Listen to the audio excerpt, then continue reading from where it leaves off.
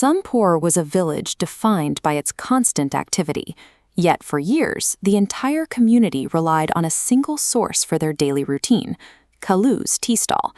He held a total grip on the local market, with crowds gathering daily for his spicy tea and hot samosas.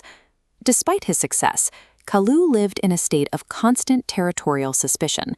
He refused to tell anyone how he mixed his spices, convinced that if a single neighbor learned his methods, his entire business would collapse. This is a classic zero-sum worldview. In Kalu's mind, the village's consumer base is a fixed pie, and he has 100% of it locked in. To him, any success for a neighbor isn't just competition, it's a direct theft of his property. This mindset meant that Kalu's monopoly didn't actually provide him with security. It created a fragile environment where he felt he had to defend his position against any change, no matter how small. That change arrived as storm clouds began to gather over Samosa. A newcomer named Raghav set up his own tea stall directly across the road, right as the first signs of a severe weather system hit the village. Raghav operated on a completely different philosophy. He ignored Kalu's presence entirely, focusing his energy on the quality of his own tea and the honesty of his work. Kalu saw this new stall as a direct assault on his livelihood. He treated a fellow vendor like an invading enemy, rather than a neighbor trying to earn a living. This was the ultimate test for Kalu. He could choose to improve his own service to stay ahead, or he could use his established power to try and crush the newcomer. This graph shows a predatory pricing war. Kalu slashed samosa prices from 40 to 20, intentionally shrinking his margin to starve Raghav. Raghav matched the drop to survive, but Kalu pushed to 10 rupees, entering a negative margin where buying safe ingredients was impossible. To make the math work, Kalu began using rotten potatoes and cheap recycled oil.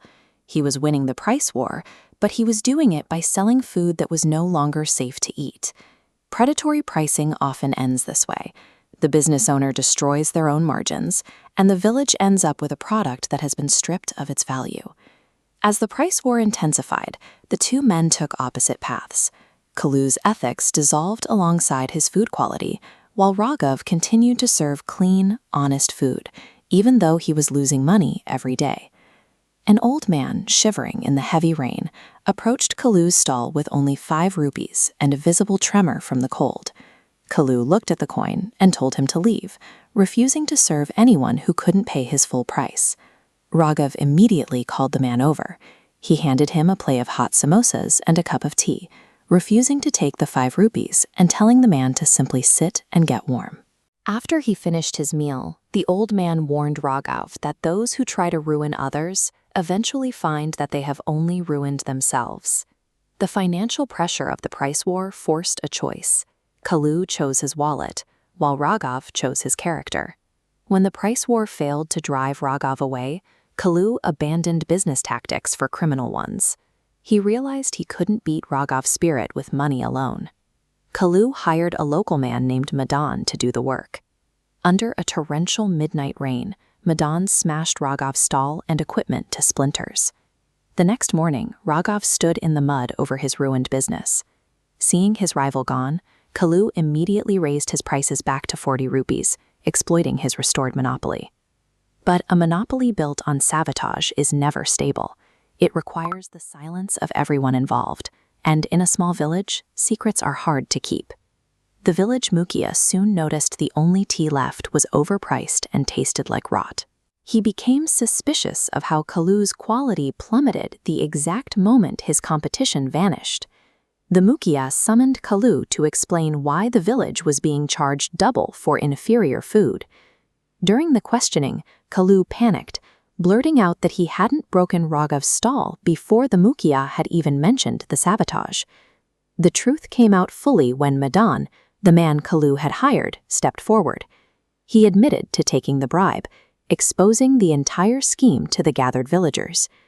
Kalu's clan relied entirely on a paid secret, but secrets are expensive to keep when the truth starts to offer a better path.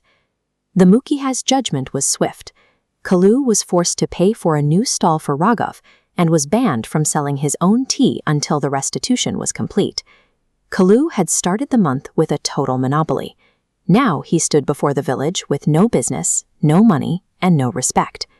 Eventually, Kalu was allowed to reopen. Today, he and Raghav operate across from one another. There are no more price wars and no more rotten ingredients, only two neighbors competing fairly on the taste of their tea. Lasting success requires more than just being the only person in the market. He learned that when you try to win by destroying others, you eventually end up destroying yourself.